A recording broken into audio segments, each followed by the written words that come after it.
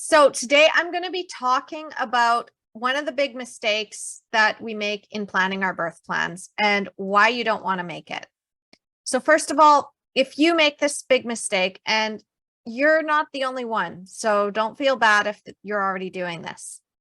What happens is it often leads to you being tricked into an induction, tricked into a C-section, pressured into getting the epidural, pressured to go to the hospital too quickly in labor, pressured to agree to interventions that you really didn't want, but are policy, and otherwise undermining your confidence in your birth. This can also lead to birth trauma. This can lead to you feeling like your birth plan has to go out the window.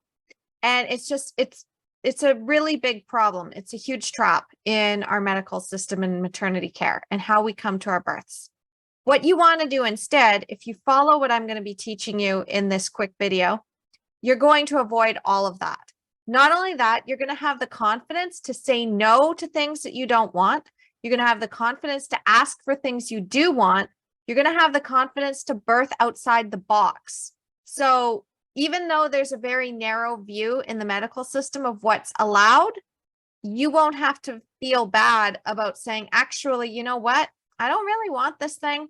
I don't feel I need it. And I know that it's policy, but I'm just not going to do it.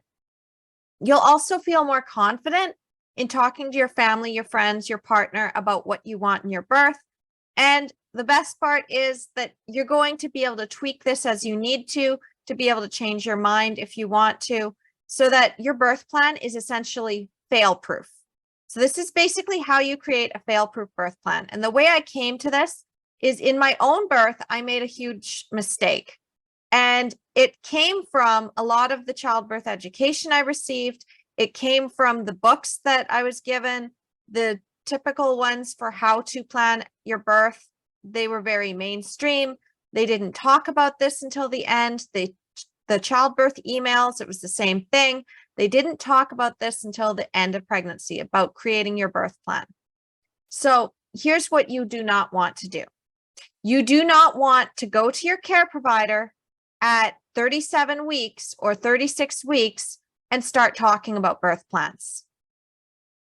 I know this is completely different from how you've been taught. You see it in the mom groups all the time where moms are 36, 37 weeks and they're like, my doctor hasn't brought up my birth plan yet. When do I bring it up? And it's like, well, they should have already had that conversation with you. But the fact is that you're still thinking that you create your birth plan in the third trimester. And one of the hacks that I teach my clients, I say you need to create your birth plan first. So if you've been following me for a while, then you've probably seen my posts about how you want to create your birth plan first. And this is part of it. Because here is what happens if you go to a care provider at the very end of your pregnancy and you give them your birth plan. They take one look at it. I'm just going to pretend it's a book for a minute. So they look at your birth plan. And what they're really looking at is all the things that you're saying you don't want. And they're like, actually, this is policy. Actually, we're not comfortable with you saying no to this. Actually, we'll compromise on this. We will do delayed cord clamping, but only for a minute. And suddenly they're crossing things off your plan and they're signing off on it. Now, this is not your fault. This is what you were taught to do. This is what a lot of articles tell you to do. This is what a lot of mainstream childbirth education books tell you what to do. This is what you've been basically growing up believing, that you take your birth plan to your doctor, and then your doctor, with all of their medical knowledge and expertise, will then tell you how things really need to go. And then they get to have what's called shared decision making. You do not want shared decision making if your goal is to have a completely physiological, natural birth, as natural as humanly possible, without getting poked, without getting prodded, without getting unnecessary interventions, without being disturbed in your birth. You may not even want to be touched. You may just be going to the hospital just in case, but you would really rather they not touch you.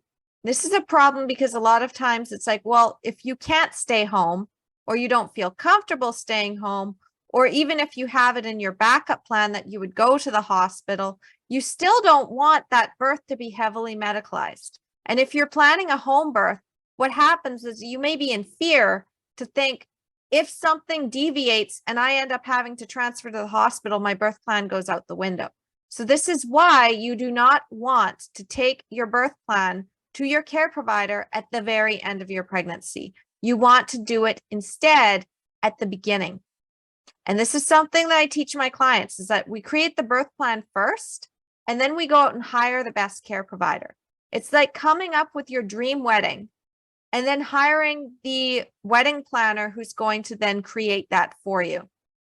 Whereas if you go to the wedding planner and you have no idea what you want, they're going to try to sell you into things that they think are going to be most popular. And you may end up spending a lot more than you planned. You may end up wanting things that like you're like, I didn't think of that, but I guess that's something. And suddenly maybe your dream wedding that you had in mind, now it's a big fight between you and your partner. This is the same thing with your birth. So this is why a lot of fighting happens in relationships. It's what happens when we have an idea of what we want, somebody else has an idea of what they want, and it doesn't mesh, it doesn't align. So this is also with the medical system, is they have a plan for your birth. Healthy mom, healthy baby, baby extracted, birthing in an efficient timeline. They don't actually care about the experience in the same way, at the same capacity that you do. They may be very compassionate, but if they don't know what you want, they may not be able to help you get it. And maybe they have limitations and they can't help you get that, but they know somebody down the street who happens to be able to give you what you want. But you'll never know that if you're coming to your pregnancy with the idea that you're going to wait until 37 weeks and you're going to give your care provider your birth plan, and then they're just going to sign off on it. And then you just take it to the hospital with you, and then the nurse just signs off on it. No, this has to be an ongoing conversation your entire pregnancy, and it starts with your interview. So I go live every single week inside of the private Facebook community, the Empowered Birth Community, which you can go to facebook.com/groups/empowering moms birth, and that will get you in. This is a community specifically for you if you are looking to have a completely natural birth, as natural as humanly possible. Even if you're high risk, you want to have some control out of this experience. You want to be able to at least have that option to have a birth as natural as possible. Now, you can be a first-time mom. You can be a seasoned mom with more than one pregnancy that didn't go the way you wanted. Maybe you were having a C-section that you didn't plan for. Maybe you were pushed into an induction. And this time, you're like, I don't want this again.